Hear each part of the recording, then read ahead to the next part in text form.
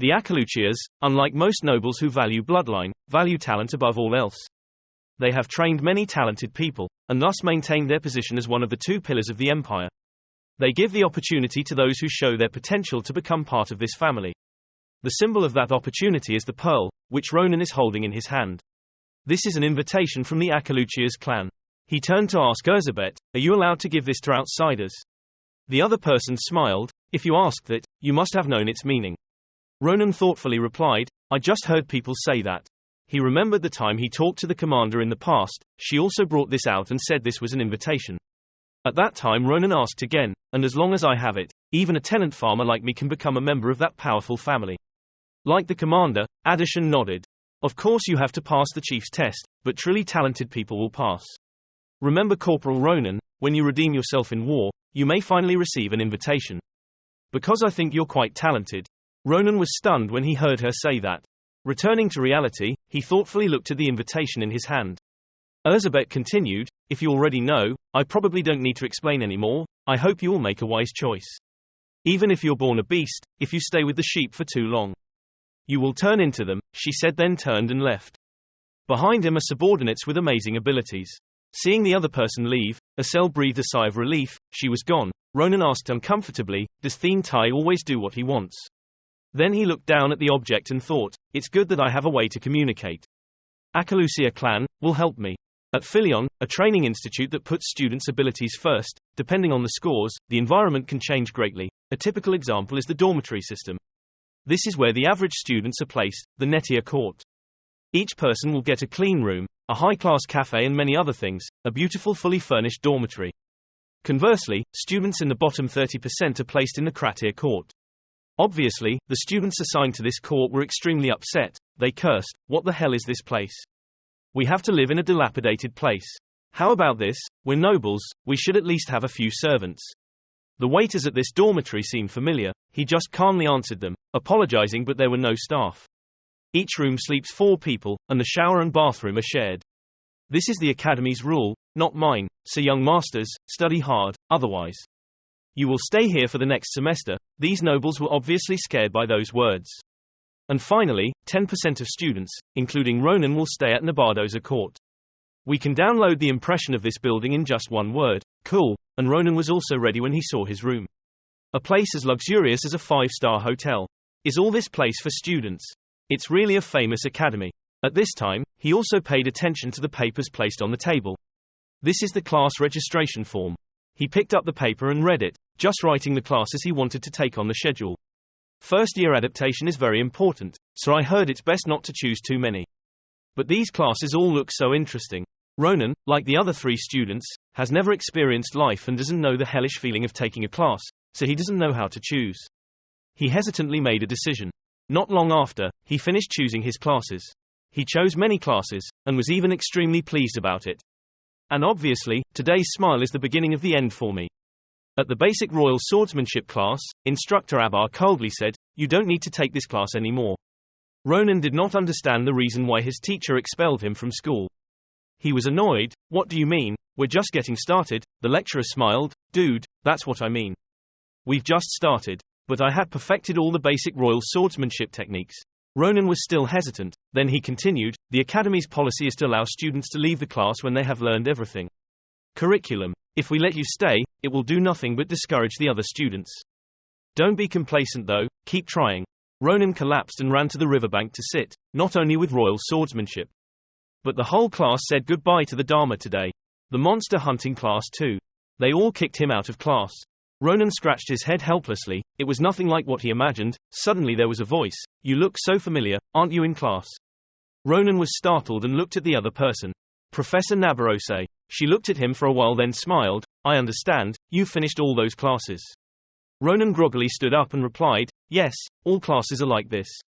I thought Philion would be better than that." Nabarose secretly looked at him in surprise. "I know it's only first-year classes, but to complete it right in the first day is amazing." He only needed to see it once to be able to imitate the technique. Well then, thinking of this, she slowly put down the sword on her back. "It's Professor Philion, I can't ignore it. Give me your sword." Ronan didn't understand what she meant, but he still listened. He wanted to ask her what she was going to do, but Nabarose interrupted. "I will teach you a very important lesson." Seeing that, Ronan was upset. Why did you take my sword? His words had not yet finished when there was a sound of cutting the wind flying past, a slash that made the river surface behind him tremble. Ronan was startled by the power of this attack. Nabarose looked regretful. I think this iron can only do that. Something like that can't be called a weapon, it just reduces the user's strength, look closely. Nabarose said, then took out his sword. At that moment, Ronan's mind was extremely shocked. Nabarose sharply slashed a sword energy. The river behind seemed to be flipped upside down, turning into rain.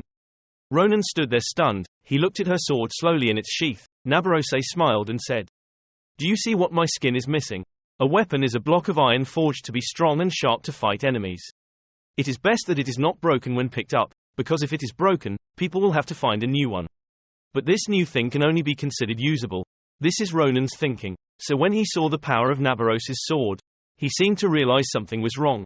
Only the sword is different, and Nabarose's cutting style is exactly the same as him, but the difference is unimaginably large. Nabarose put his sword on his shoulder and said, "Just breath or force.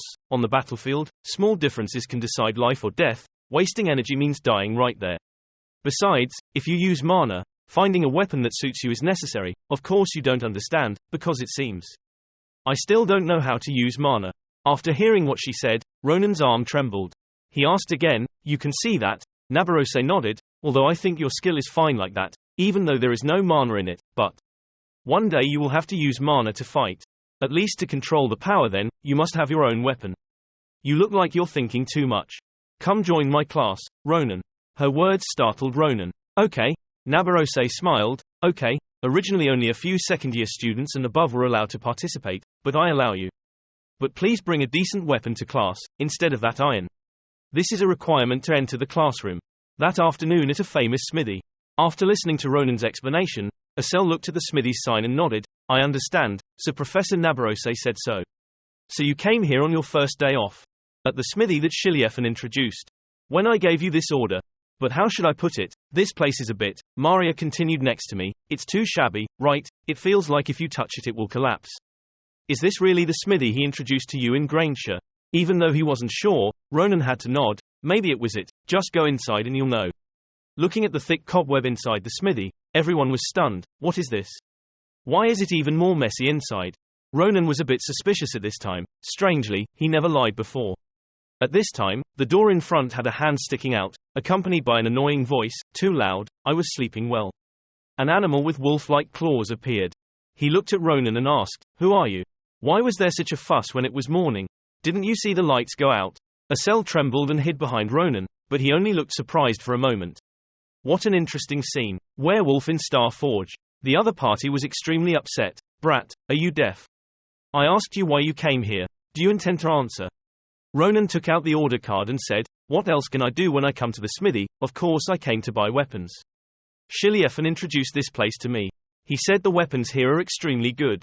The werewolf looked at the cold card and pondered, the card of the Granger family. Then it observed the spiritual energy of the three people. After a while, he coldly asked, "What do you want me to do? Just having a token doesn't mean you're a member of the Granger family." Ronan didn't understand what the other person meant. He yawned loudly and waved his hand to dismiss the guests. "I don't know where the news came from. But go away, kid, I won't receive famous kids." Ronan was extremely upset. He frowned and wanted to confront him. But this guy suddenly changed his voice.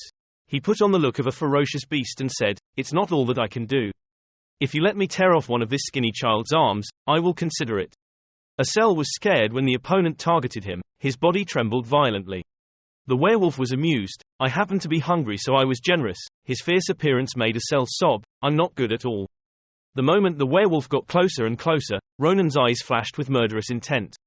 He coldly pulled out his sword and warned the opponent, "This wretched werewolf. You've crossed the limit." Saying that, he used the sword to stab the opponent's body. His face seemed like he still didn't understand the situation. The blow made the werewolf's body drag along the ground. After a while Ronan laughed. No wonder there was a strange stinging feeling. Where did that suddenly appear from? That armor. After being attacked by Ronan, the werewolf armor also appeared. But before waiting for him to answer, Ronan continued to walk forward. He appeared indifferent, but not very important. "Just destroy everything and be done," the scared werewolf begged. "Wait. Just taking a test." Ronan was startled and didn't understand what he was saying. The werewolf hastily explained, in our smithy, the first step of the process is to test the skills of guests meeting for the first time. By chance, I wanted to test the transparent armor I had just crafted, so I intentionally attacked and angered him. I have no intention of harming you, Ronan asked suspiciously. This is such a strange excuse. So you think I believe it? The werewolf shook his head and continued to explain, this is the smithy the Grange clan trusts, so this inspection process is not strange at all. If you're still not sure, just go back and ask Shiliefan. Hearing this, Ronan's anger will calm down. He took back his sword and said uncomfortably, this procedure almost caused a murder. The werewolf forced a smile and replied, it's nothing like that, this time I went too far. But anyway, I'm sorry. If I scared you, please forgive me, he said, waving to Asel. I don't eat people, so don't worry. Asel seemed to have suffered the shock and hid behind Maria. He forced a polite smile and replied, I know, I'm lucky.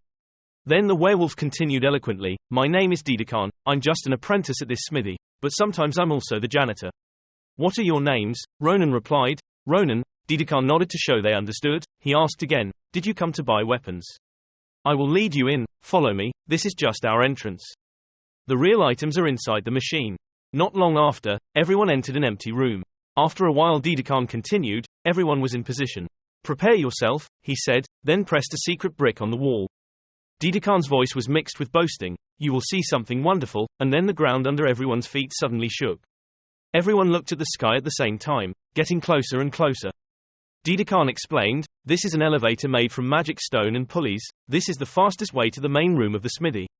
Not long after, the other room appeared. Ronan was stunned. Looking inside, Didakan continued, and this place is the best and largest forge of the kingdom, Grand Cappadocia. Ronan sobbed at the facilities here. He didn't expect there to be such a place. In the basement, I didn't know what to say. Didakan was extremely pleased. Look ahead Ronan, you passed my test. I will be responsible for taking you to the best place in Grand Cappadocia, I mean go meet this kingdom's best artisan.